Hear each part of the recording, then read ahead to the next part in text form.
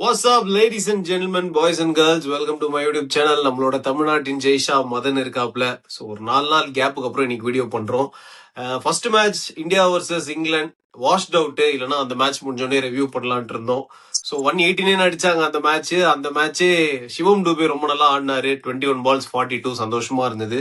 கொஞ்சம் டைட்டா போயிருக்கும் அப்படின்னு தான் நினைச்சேன், பட் அது வாஷ்ட் அவுட்.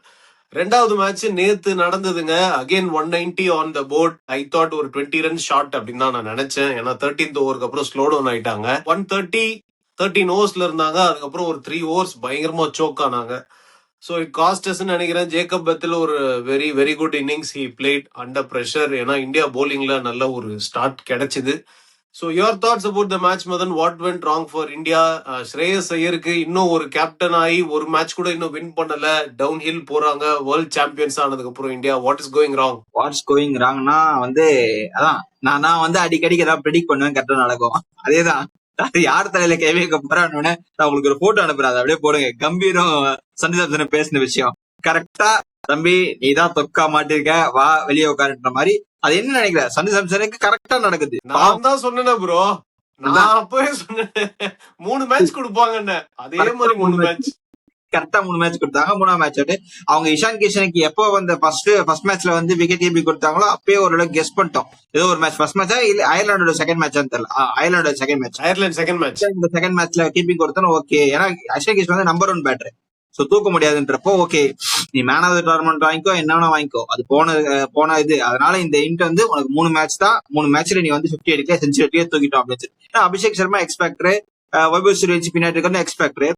இப்போ உங்களுக்கு பாத்தீங்கன்னா ஒரே யூனிடைமென்ஷனலா இருக்கு. அது உங்களுக்கு ஃபீல் ஆகுதான் தெரியல. ஸ்ரேயஸ் ஐயர் மட்டும் தான் who can hit spin well. ஓகேங்களா, இப்ப இஷான் கிஷன் ஸ்பின் வெல் நல்லா ஹிட் பண்ணுவான்னு தெரியல. பட் இந்த மாதிரி லாங் ரீஜன்ஸ், இப்ப இங்கிலாந்து பாத்தீங்கன்னா உங்களுக்கு லாங் ரீஜன், உங்களுக்கு நிறைய லாங் லிவர் ஷாட்ஸ் இருக்கு. எஸ்பெஷலி சிவம் துபே மாதிரி ஒரு ஆள் எடுத்து அடிக்கணும். ஆஸ்திரேலியாவும் சிமெட்ரிக்கல் கண்டிஷன்றப்போ உங்களுக்கு அந்த மாதிரி ரன்னிங் பிட்வீன் விக்கெட் பிளேயர் இல்லாம லாங் லிவர் ஷாட் அடிக்கணும். டிம் டேவிட் மாதிரி முரட்டத்தனமா அடிக்கணும்.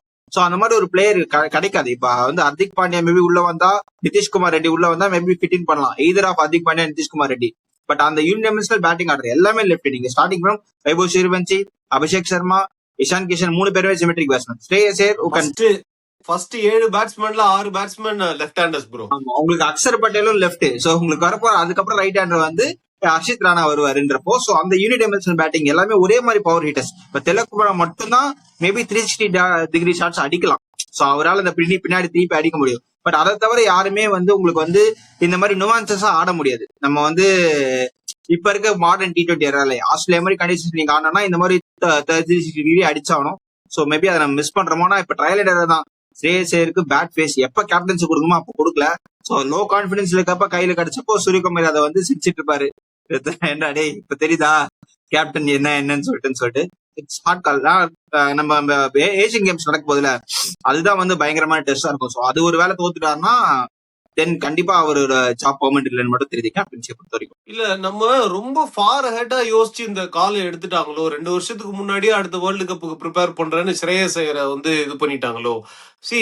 சூரியகுமார் யாதவ் ரொம்ப நல்லா கேப்டன்சி பண்ணிட்டு இருந்தாரு. அந்த டிரான்சிஷனை இன்னும் பெட்டரா பண்ணிருக்கலாம் நீங்க நினைக்கிறீங்களா? ஏன்னா Indian team was performing as a well oiled unit under Suryakumar Yadav. நான் என்ன சொல்றேன், ஸ்ரேயஸ் ஐயர் உள்ள கொண்டு ஒரு வைஸ் கேப்டனா வச்சு சூரியகுமார் யாதவ் இன்னும் ஒரு 6 months ஒரு 2 சீரீஸ் கொடுத்துருக்கலாம் அவருக்கு. அதுக்கப்புறம் அந்த டிரான்சிஷன் பண்ணிருந்தா இன்னும் பெட்டரா இருந்திருக்கும்னு நினைக்கிறீங்களா?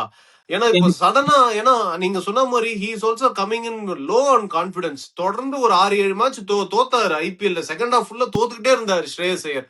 So he is also not high on confidence. So டெஃபினட்டா நம்ம பார்க்கும் போதே ஐபிஎல்லே தெரிஞ்சது அவரோட கேப்டன்சில ஒரு சில வீக் லிங்க்ஸ் இருக்கு. போலிங் ரொட்டேஷன் கொஞ்சம் கஷ்டப்படுறாரு. ஏன்னா மேட்ச் ஆஃப்டர் மேட்ச் 200+ ரன்ஸ் அவங்க லீக் பண்ணிக்கிட்டே இருந்தாங்க பஞ்சாப் கிங்ஸ். சோ அப்படி இருக்கும்போது do you think Indian team did a mistake by directly roping him as the captain? அவ்வளவு குயிக்கா நம்ம இது பண்ண முடியாது. ஏன்னா ரெண்டுமே அவே சீரீஸ். சோ சூரியகுமார் அதை கேப்டன்சி பண்றப்ப அவருக்கு இருந்த கம்ஃபர்ட் நிறைய ஹோம் சீரீஸ். ஆஸ்திரேலியா சீரீஸ் ஒரு வாட்டி இருந்தாரு.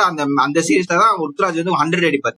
சோ அந்த மாதிரி சீரீஸ் அவர் கம்ஃபர்ட்டா கொடுத்து டீமை ஜெல் பண்ணாங்க. பட் இவர் என்ன பண்ணிருக்காங்க, straight away England conditions throw பண்ணாங்க. அதேதான் சுமன் கிலுக்கும். But he did better job. England வந்து போர் ஜாப் பண்ணாங்க டெஸ்ட்ல, அதனால வந்து நமக்கு கிடைச்சது. சோ இங்க பாக்குறப்ப கொஞ்சம் ஹார்ட் கால். ஏன்னா வந்து T20 கேம் அவங்களும் பாத்தீங்கன்னா அவங்களுக்கு எல்லாமே top order batter, Tom Banton வரைக்கும் டாப் ஆர்டர் பேட்டர், ஜேக்கபத்திலும் டாப் ஆர்டர் பேட்டர். பட் அதை கரெக்டா வந்து மார்ஷல் பண்ணி இந்த மாதிரி வந்து ஃபிட் பண்றாங்க. சோ பாசிபிளி இந்த 5 மேட்ச் T20 சீரீஸ்ல ஒரு 2 மேட்ச் வின் பண்ணாருன்னா கொஞ்சம். ஆனா டீம் ஸ்ட்ராங்க டீம். உங்களுக்கு பும்ரா மட்டும் தான் இல்ல, பும்ரா ஹர்திக் பாண்டியா இல்ல. பும்ரா ஹர்திக் பாண்டியா எப்பவுமே வந்து பைலிட்டிக் சீரீஸ்க்கு ஃபார்ச்சூன் கிடையாது, அவங்க வந்து எப்பவுமே ட்ரையல் எடுக்கிறதுன்றப்போ அவருக்கு கொஞ்சம் டைம் கொடுக்கலாம். இவ்வளவு சீக்கிரம் நம்ம டெசிஷன் எடுக்க முடியாது. பட் ஏசியன் கேம்ஸ் தான் அவருக்கு வந்து பெஞ்ச் மார்க்னு நினைக்கிறேன். ஏசியன் கேம்ஸ் ஒரு வேலை சொதப்பிட்டு ரொம்ப குரூசியல் கேம்ல வந்து தோத்துருவாங்க. பாகிஸ்தான் கூட கண்டிப்பா ஒரு கேம் இருக்கும், அவங்க அடிச்சிருவாங்க, அது ஒரு விஷயம்.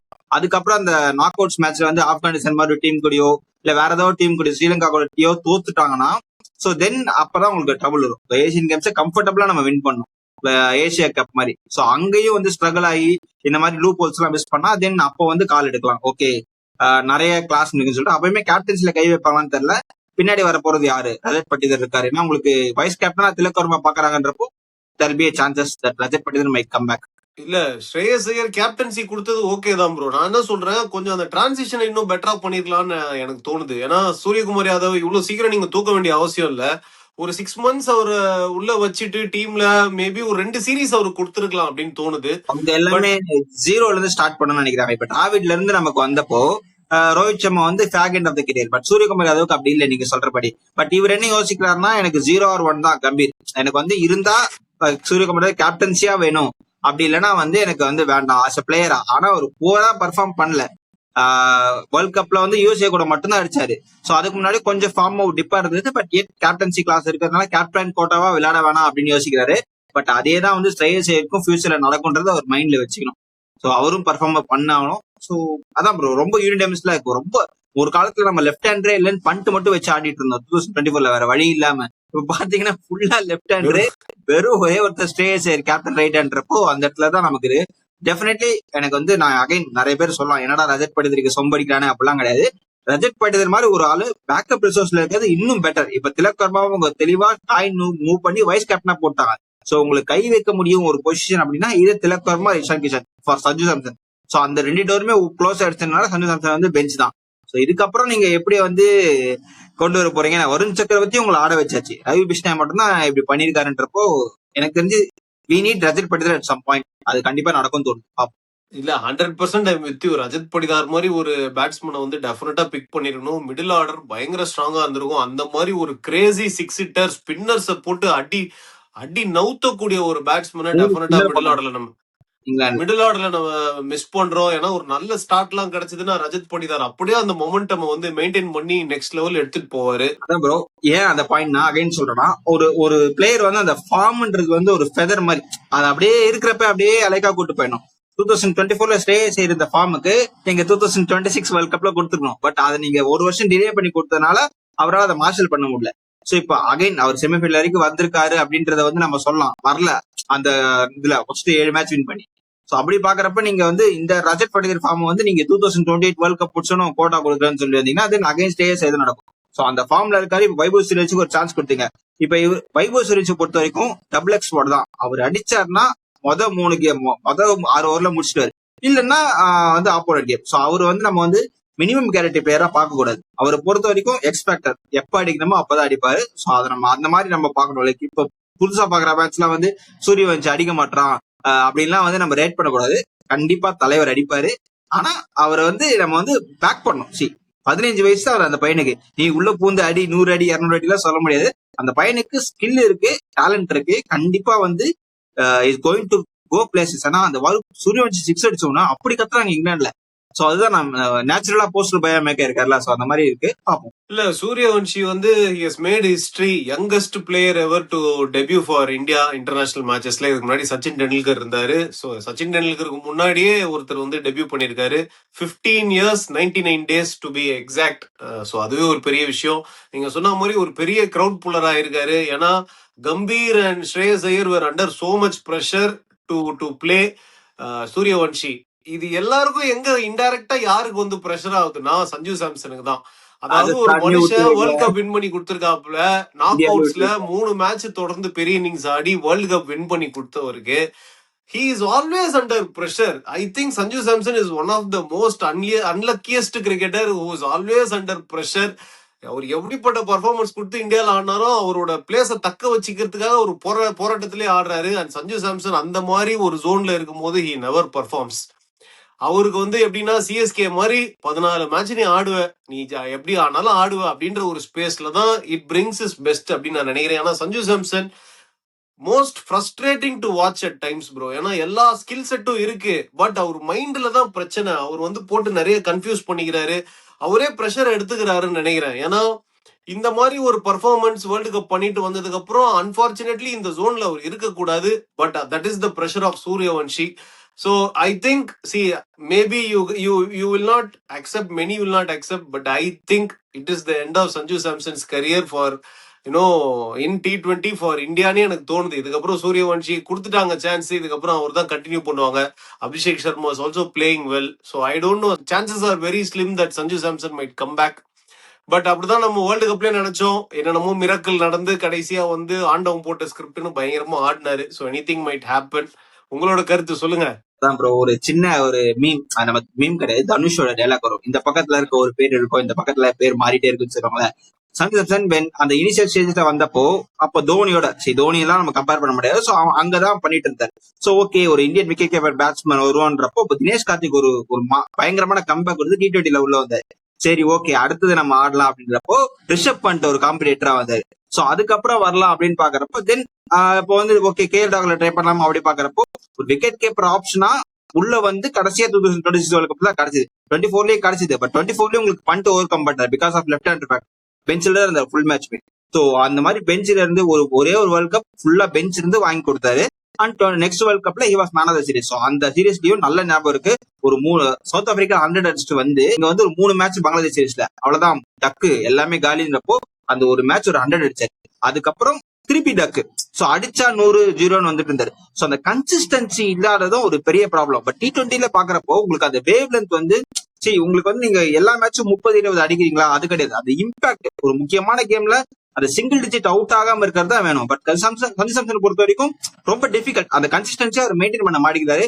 இப்ப அதே ஃபேக்ட் தான் வைபவ் சூரியவன்ஷிக்கும் யார்ட்ஸ்டிக் ஒன்னான்னு கேட்டா, இங்க இருக்க எக்ஸ்பீரியன்ஸ் வேற, இங்க இருக்க எக்ஸ்பெக்டர் வேற. வைபவ் சூரியவன்ஷி ஆடுறப்போ இந்த பையன் என்ன பண்ண போறான்னு தெரியாதுன்னு இருக்கும். பட் சஞ்சுக்கு ஒரு exact plan, outside off போடலாம், இந்த மாதிரி வந்து ஸ்விங்கிங் யாக்கஸ் மாதிரி போட்டு ஒரு மாதிரி நெகோசியேட் பண்ணா. நீங்க கூட ஒரு பழைய வீடியோ போட்டிருந்தீங்க இன்ஸ்டால. சோ அந்த இந்த பம்பிள் பண்ற மாதிரி ஹாஃப் பிளஸ் மாதிரி ஆடுறன்னு சொல்லி ஒரு மாதிரி சேஞ்ச் ஆஃப் டெக்னிக் பண்ணி. சோ நீங்க சொன்ன நிறைய ப்ரெஷர்ல இருக்காரு. ராஜஸ்தான்ல இருந்தப்பயும் அதே ப்ரெஷர் தான். சூரியவன்ஷி வந்து பிளேஸ் எடுத்தாரு. So again it happen. தெரியல ப்ரோ, வெரி டோர் க்ளோஸ் தான். பட் எக்ஸ்பீரியன்ஸ் ஆஸ்திரேலியா மாதிரி கண்டிஷன்ஸ்ல எடுப்பாங்களா இல்லையா? நான் இதுக்கப்புறம் ஆடுற பிச் எல்லாமே ஆஸ்திரேலியாக்காக தான் ஆடுவாங்க. இந்தியாவில உங்களுக்கு ரொம்ப கம்மி சீரிஸ். இதுக்கப்புறம் நியூசிலாந்துல போய் ஆட போறாங்க 5 மேட்ச். சோ அதுதான் வந்து கேம் சேஞ்ச். அதுல சஞ்சு சாம்சன் இல்லைன்னா அவ்வளவுதான். இல்ல பாப்போம். அதான் சஞ்சு சாம்சனை பொறுத்த வரையும் நம்ம பெருசா யாரையும் பிளேம் பண்ண முடியாது. நான் சொன்ன மாதிரி 3 மேட்ச் கொடுப்பாங்க, 3 மேட்ச்ல ஒரு பர்ஃபார்ம் பண்ணலன்னா கஷ்டம் அப்படின்னு. அதே மாதிரி சஞ்சு சாம்சன் அப்படிதான் ஆடினா சீரியஸா நல்லா அப்படியே ஆடிட்டே இருப்பாரு. ஃபெயிலியர் ஆனா அப்படியே ஒரு சீரியஸா ஃபெயிலியர் ஆவார். அதான் ஒரு பிரச்சனையே. Anyway moving on. To you think இப்போ இங்கிலாந்து கண்டிஷன்ஸ்ல நமக்கு அது முன்னாடி ஏர்லியரா ஒர்க் ஆயிருக்கு 3 ஸ்பின்னர்ஸ் ஆடுறது. இப்போ கொஞ்சம் பேக் ஃபயர் ஆன மாதிரி எனக்கு தோணுது, especially playing Ravi Bishnoi. What you think? ஏன்னா ரவி பிஷ்னாய் ஓவர்ல தான் மேட்சே நேற்று மாறிச்சு. அவர் வேற ரன்னப்ப வந்து கொஞ்சம் மாத்தி இப்படி போய் ஏதோ போய் இப்படி சர்க்கிள் எல்லாம் போட்டு வராரு. 2-3 நோபால் போட்டாருன்னு நினைக்கிறேன் அந்த பேக் லைன் கட் பண்ணி. அதுல எல்லாமே ஃப்ரீ ஹிட், எல்லாமே 6. ஸோ அது இட் ஹஸ் காஸ்ட் அஸ் பயங்கரமா. What you think? Should India play 3 seamers and 2 spinners? Nitish Kumar Reddy இருந்தா ரவி பிஷ்னாய் ஆடி இருக்க மாட்டான்னு நினைக்கிறேன். அப்படி இல்லைன்னா அவங்க 3 ஸ்பின்னர் போறதுக்கான காரணமும் கிடையாது. எனக்கு ரவி பிஷ்னாயே ஒரு பெரிய ஷாக்கு. நான் குல்தீப் யாதவ் மாதிரி ஒரு ஆளு உங்களுக்கு எதுவுமே ராங்கா பண்ணல, டெல்லி மாதிரி பிச்சுட்டு உங்களால எதுவும் போட முடியாதுன்றப்ப நீங்க குல்தீப் யாதவா எடுக்காது ஒரு பெரிய ஃபேக்டர். நீங்க அந்த பக்கம் பாத்தீங்கன்னா ஆதில் ரஷீத், ஆடம் சாம்பா, நீங்க என்ன வேணா பண்ணுங்க, எனக்கு இந்த ஸ்பின்னர் ட்ரஸ்ட் அப்படின்னு சொல்லிட்டு ஆடுவாங்க. சோ குல்தீப் யாதவ் என்ன தப்பு பண்ணாருன்னு எனக்கு இது வரைக்கும் தெரியல. ரொம்ப ஹார்ஷா பேடெல்லாம் போட்டதே கிடையாது. ரவி பிஷ்னாய் வந்து வருண் சக்கரவர்த்தி வந்ததுக்கு அப்புறமா அவர் அப்படியே வந்து வெளியே போயிட்டார், அவுட் ஆஃப். சோ நீங்க ஆடினது வருண் சக்கரவர்த்தி, அக்ஷர் பட்டேல் மட்டும் தான். இப்ப நீங்க உங்க பாத்து வந்து கோயிங் ஃபார் 3 பேசஸ் 4 பேசஸ் அப்படின்னு பாக்குறப்போ நீங்க 3 ஸ்பின்னர் தான் ஆடணும்னா ஸ்பின்னர் பேக்கப்பா குல்தீப் யாதவ் எடுக்காம போனது என்ன ரீசன் தெரியல. இப்ப ஓடிஐக்கு எடுக்க போறாங்க, டெஸ்ட்டுக்கு அவர் எப்பயோ டோர் க்ளோஸ்ன்றப்போ, இல்லைன்னா வாஷிங்டன் சுந்தர கொண்டு வரீங்க. அவர் எதுக்குன்னே தெரியாம எந்த பொசிஷன் ஆட போறாரு, பினிஷரா அப்படின்னு தெரியாம ஆஃப் ஸ்பின்னர் ஒரு பவர் பிளே போடுறது இல்ல. இன்னெஃபெக்டிவா இருக்காரு. இனிஷியலா சொல்லப்போனா ஆஃப் ஸ்பின்னர் ரொம்ப இன்னெஃபெக்டிவா இருக்காரு. அண்ட் அதுவுமே இப்போ நடக்கிற ஷார்ட்ஸ் எல்லாம் பாக்குறப்ப இல்ல. அந்த சாய்ஸஸ் ஆஃப் கம்பீர் வந்து ரொம்ப என்ன சொல்றது, எனக்கு வந்து நான் பிடிச்ச முயலுக்கு 3 கால், நீங்க என்ன சொல்றதுன்ற மாதிரி தான் பண்ணிட்டு இருக்காரு. சோ குல்தீப் யாதவ் மாதிரி ஒரு பவுலர் ஆஸ்திரேலியா மாதிரி கண்டிஷன்ஸ்ல நான் அகைன் என்னடா இவன் எதனால ஆஸ்திரேலியா பத்தி பேசுறேன்னு நினைக்காதீங்க. லாஸ் ஏஞ்சல்ஸ்ல நடக்க போகுது, அது வந்து அது ஒலிம்பிக்ஸ் நடக்க போகுது. ஸோ அந்த கேமும் நீங்க பாக்குறப்போ நீங்க வந்து ஒரு லாங் கிரவுண்டர்ஸ் இருக்கும், யூனிட் ஒரு மாதிரி டைமண்ட்ஸ் வந்து கிரவுண்ட்ல ஒரே மாதிரி இருக்காது, ஒரு டிஃப்ரெண்டா இருக்கும். ஸோ அப்போ இந்த மாதிரி ஒரு மிஸ்டரி ஸ்பின்னர்ஸ் வந்தா, மிஸ்டரி ஸ்பின்னர் ப்ராப்பர் ஸ்பின்னர் வந்தா இன்னும் பெட்டரா இருக்கும். ஏன்னா மிஸ்டரி ஸ்பின்னர் பார்த்து ஒரு மாதிரி எல்லாரும் ரீட் பண்ண ஆரம்பிச்சிட்டாங்க. ஸோ நீங்க ட்ரெடிஷனல் ஸ்பின் போனா மேபி ஒரு சாய்ஸஸ் இருக்கும் பேட்ஸ்மேன் ஷாட்ஸ். ஸோ அதை அவங்க ஹேடா யோசிக்கலாம். ஆனா அவருக்கும் 37 வயசு 40 வயசு அவளை எப்படிதான் சகல கொண்டு போய் உட்கார வச்சீங்க. ஸோ தெரியல, ரொம்ப சேட். இந்த மாதிரி ஒரு டேலண்ட் வந்து அப்படியே சும்மா நம்ம நிறைய பூல் ஆஃப் டேலண்ட்ஸ் இருக்கு இந்தியாலன்னு சொல்றாங்க, ஒரு நல்ல டேலண்ட் கொஞ்சம் டிப்பானலே தப்பு அப்படின்னு சொல்லி கருவேப்பிலை தூக்கி போட்டுறாங்க. அது கொஞ்சம் கஷ்டமா இருக்கு, especially for player like Kuldeep Yadav.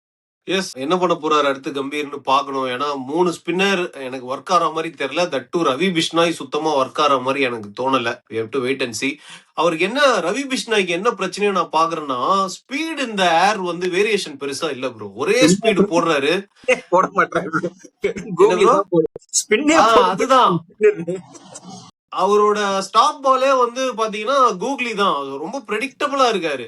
Speed இந்த ஏரும் சரி, ஃபிளைட்லயும் பெருசா வேரியேஷன் இல்ல, ஒரே ஸ்பீடு, ஒரே கூகுளின்னு ரொம்ப ப்ரெடிக்டபிளா இருக்காரு. அதுதான் ஒர்க் ஆகலன்னு தோணுது. பார்க்கலாம் அடுத்து என்ன பண்றாங்கன்னு. Moving on to TSK. TSK வந்து இப்போ இந்தியன் டீம் என்ன பண்றாங்க ஒரு சைடு இருந்தா, இந்த சைடு நம்ம வாத்தி பிளெமிங் என்ன பண்றாருன்னு புரிஞ்சுக்க முடியல. போன மேட்ச் லாஸ்ட் ஓவர்ல ஆல்மோஸ்ட் வின் பண்ணி கொடுத்தாரு அகேல் ஹுசைன் ஹேட்ரிக் எடுத்து. இந்த மேட்ச்ல அவரை வந்து டிராப் பண்ணாங்க. நேத்து காலையில தான் அந்த மேட்ச் நடந்தது. இது மாதிரி எல்ஏ நைட் ரைடர்ஸோட நம்ம கேகேஆர் பிரான்ச்சைஸோட மேட்ச் நடந்தது. ஃபர்ஸ்ட் பேட்டிங் பண்ணி டிஎஸ்கே 174 அடிச்சாங்க.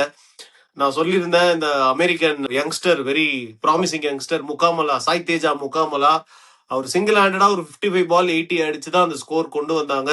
ஒரு மாதிரி ட்ரிக்கி விக்கெட், குட் லென்த்ல போட்டா அடிக்க முடியல, கொஞ்சம் கஷ்டப்பட்டாங்க பேட்ஸ்மேன்ல. So 174 I thought was a winning score. Bowling போடும்போது ஃபர்ஸ்ட் 12-13 ஓவர்ஸ் ரொம்ப நல்லா போட்டாங்க. மேட்ச் நம்ம கையில இருந்தது. அதுக்கப்புறம் வியன் முல்டர் வந்து போலிங் போட்டாரு.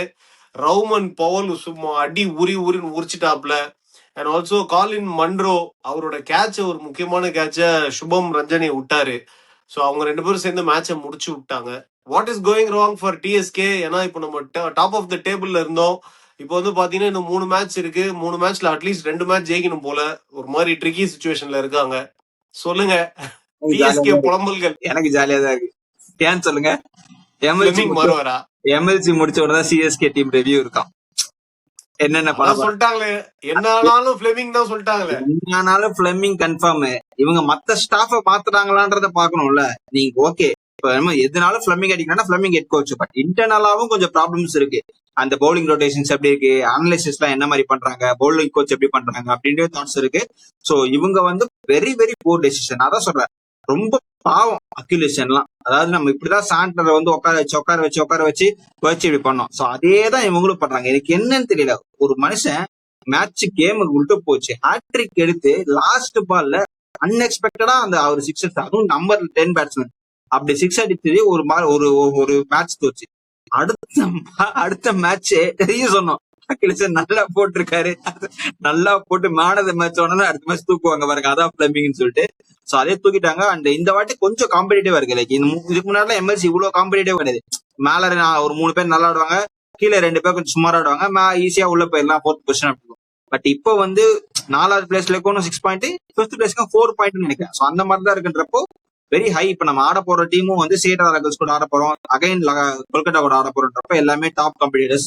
சோ ஒரு மேட்ச் தோத்தாலும் நம்ம வெளியே போயிடுவோம். எனக்கு வெளியே போனாலும் பிரச்சனை கிடையாது. கண்டிப்பா வந்து நீ என்ன வேணா பண்ணு, இதையே தாங்கிட்டோம், சிஎஸ்கே அடியே தாங்கிட்டோம், இதெல்லாம் என்ன சும்மா அப்படி தூக்கி போட்டு போற மாதிரிதான். இதெல்லாம் அக்கா தங்கச்சி தானே, பரவாயில்ல. அதனால சரி போப்போம், சும்மா பாக்குறோம், ஜெயிச்சா சந்தோஷம் பாக்குறோம். பட் அவ்வளவா ஹர்ட் ஆகும். டு பி ஆனஸ்ட், அதான் இந்த மாதிரி போர் டிசிஷன் எடுத்தாங்கன்னா யூ டிசர்வ் டு லூஸ். அது வந்து ஒத்துக்கே, அதாவது அதுக்கு சொம்படிக்கிற அளவுக்கு நம்ம வந்து கிரிக்கெட் இல்லாம இல்ல. சோ உங்களுக்கு இந்த மாதிரி நல்ல பிளேயரை டியான் ஃபாரஸ்டன் ஆடினாரு, நான் பார்த்தேன். கடைசியா வந்து ஆடினாரு, 3 ஓவர் போட்டு எக்கனாமிக்லயும் போட ஆரம்பிச்சிருக்காரு. சோ அந்த 2 4 அடிச்சாரு, 3 பால் 8 ரன். சோ அந்த பிக் ஓகே. பட் ஆடம் மில்லேவை எடுத்துட்டீங்க, டியான் ஃபாரஸ்ட கொடுக்க முடியுமானா அந்த சாய்ஸ் கஷ்டம். பட் ஆடம் மில்லே பண்ற வேலையை அக்யூலேஷனால பண்ண முடியும். Because is a power play board. அவர் நீங்க ஸ்பின்னரா பார்க்காம டெத் ஓவர்ஸ்ல கொடுத்தீங்க. சோ அந்த மாதிரி ஒரு டைனமிக் பிளேயரை என்ன தப்பு பண்ணாரு அப்படின்றது வந்து ஒரு ஜஸ்டிபிகேஷன், ஒரு பிரஸ் மீட் இந்த மாதிரி அக்யூரேஷன் வந்து நாங்க இவ்வளவுதான் ஆட வைக்க போறோம் அப்படின்னு சொல்லி அவங்க டிசைட் பண்ணாங்க. நிறைய நீங்க கொல்கத்தா மேட்ச் போய் ஜெயிச்சிங்க, அடுத்த மேட்ச் லைவ் பார்த்துட்டு அக்யூரேஷன் ஆடுற பர்ஃபார்மன்ஸ் டிவில பாக்குறப்ப ஆள் இல்லைன்றப்ப எவ்வளவு கடுப்பாரு தெரியல ப்ரோ.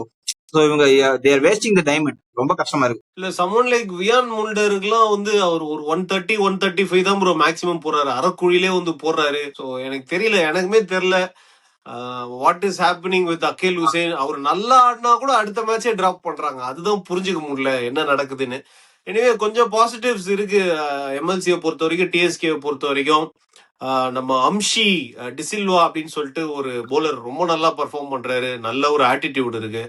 அப்புறம் அபிமன்யு லாம்பா அப்படின்னு சொல்லிட்டு ஒரு போலர் ஆல்மோஸ்ட் அண்டர் 6 எக்கானமி வச்சிருக்காரு அவரும் ரொம்ப நல்லா போடுறாரு.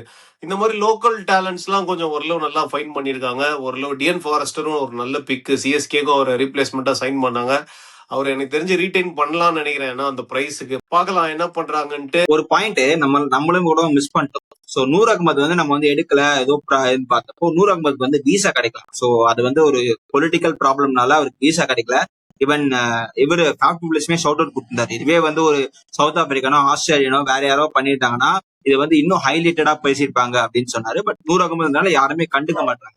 டு பி ஹானஸ்ட், அதனாலதான் அவரால் ஆட முடியல. நூர் அகமது தான் இங்க சிஎஸ்கே கொஞ்சம் டஃப் கொடுத்துருப்பாங்க, ப்ராபப்ளி ஜெயிச்சிருப்பாங்களான்னு சொல்ல முடியாது. பட் ஒரு சாலிட் ஸ்பின்னர், அப்பயும் அக்லேஸ் மேல தான் கை வச்சிருப்பாங்க, அது வேற விஷயம். சோ அந்த மாதிரி ஒரு ஸ்பின்னரை வந்து ஒரு பொலிட்டிக்கல் ப்ராப்ளம்னால அவரால் ஆட முடியல. இந்த மாதிரி என்னன்னா அமெரிக்கா ஆப்கானிஸ்தான் அந்த பிரச்சனைனால அவருக்கு கொடுக்கல அமெரிக்கால மேட்சஸ் நடக்கிறதுனால. ஃபாஃப் என்ன சொன்னார்னா, இதுவே இந்தியால இந்த மாதிரி ஏதாவது நடந்திருந்ததுன்னா ஆஸ்திரேலியா பிரஸ் மத்த பிரஸ் எல்லாம் போட்டு பயங்கரமா கிழிச்சிருப்பீங்க, அமெரிக்கானா ஏன் வாய மூடிட்டு இருக்கீங்க அப்படின்ற மாதிரி சொல்லிருக்காப்ல. பிக் கன்ஸ்னா நீங்க ஏன் இப்படி இருக்கீங்கன்ற மாதிரி தான் அதான் ஹைலைட் பண்ணிட்டாரு. வேற ஏதாவது ரீஜன்ல வேற ஏதாவது ஒரு அதுதான் ஹைலைட் பண்ண வந்தேன். சோ தெரியல, மேபி பொலிட்டிக்கல் ரீசன்ஸ் நம்ம எதுவும் சொல்ல தேவையில்ல. பட் இது வந்து தவிர்த்து இருக்கலாம். ஒரு அதான் கிரிக்கெட் வந்து ஒரு ஸ்போர்ட்ஸ், வேர்ல்ட் ஸ்போர்ட்ஸ். இப்போ வந்து லாஸ் ஏஞ்சல்ஸ்ல நடக்க போகுது. மேபி ஏசியன் கேம்ஸ்ல ஆஃப்கன்ஸ் குவாலிஃபைனா what would be the reason. So தெரியல எனக்கு. பொலிட்டிக்கலா நமக்கு நிறைய விஷயம் தெரியாது. பட் இது வந்து ஒரு கிரிக்கெட்டர்ஸ, ஒரு கிரிக்கெட்டிங் டீமை வந்து அஃபெக்ட் பண்ணுதுன்றது மட்டும் தெரியுது. சோ அது ஜஸ்ட் சொல்லணும்னு தோணுச்சு. சோ அதான் இன்னும் டிஎஸ்கேக்கு 3 மேட்சஸ் இருக்கு, 3ல அட்லீஸ்ட் 2 ஜெயிக்கணும்னு நினைக்கிறேன் அடுத்த ஸ்டேஜுக்கு போறதுக்கு. பார்க்கலாம் என்ன பண்றாங்கன்ட்டு. பாக்கலாம், என்ன வேணா நடக்கலாம். மதன் போன வாட்டி இப்படிதான் மும்பை நியூயார்க், எம்ஐ நியூயார்க் வந்து லாஸ்ட் 4th வந்து முடிச்சுட்டு டைட்டில் அடிச்சாங்க. Anything can happen. குஜராத் நம்ம ஜெயிச்சுட்டு மத்த டீம்ல செம் பண்ணி போயிருந்தோம். நான் எல்லாம் ஹோப்பெல்லாம் இழந்துட்டேன். இனிமேலாம் நெஞ்சு இரும்பு மாதிரி இருக்கு, என்ன வேணா அடிக்கடா தாங்கிக்கிறோன்ற மாதிரி இருக்கு. பாக்கலாம். இந்தியாவும் இந்த சீரீஸ்ல இன்னும் 3 மேட்சஸ் இருக்கு, இங்கிலாந்து கூட என்ன பண்றாங்கன்னு பாக்கலாம். நேயர்களே, Indian cricket team fans, TSK fans, நீங்க என்ன நினைக்கிறீங்க? What is going wrong for team India? Shreyas Iyer கேப்டன்சில ஏதாவது பங்க்சர் ஹோல் இருக்கா? ஏதாவது மாத்தணுமா? உங்களோட கருத்துக்கள் எதுவும் இருந்தாலும் சொல்லுங்க. டிஎஸ்கே பொறுத்த வரைக்கும் சிஎஸ்கே பிரான்சைஸ்ல என்னென்ன சொதப்புறாங்க, உங்களோட தாட்ஸ் எதுவும் இருந்தாலும் கமெண்ட் செக்ஷன்ல போட்டு விடுங்க. Always a pleasure talking to you, Madan. See you soon in another video. Tada.